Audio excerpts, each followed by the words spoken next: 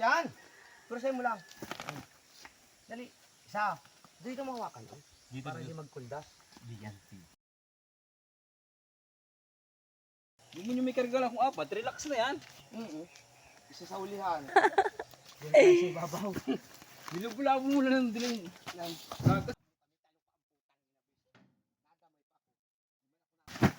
Sino pangalan sa inyo nun? Pangalan.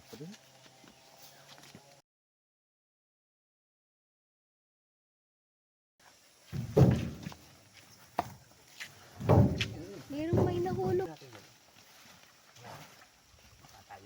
Yan ka lang.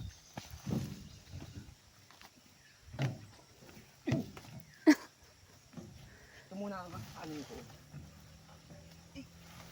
Mabilas. Hawakan mo lang yan.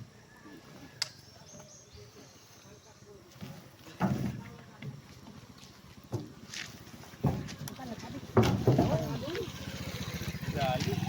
Yung pag... Ano pagbaba mo niyan?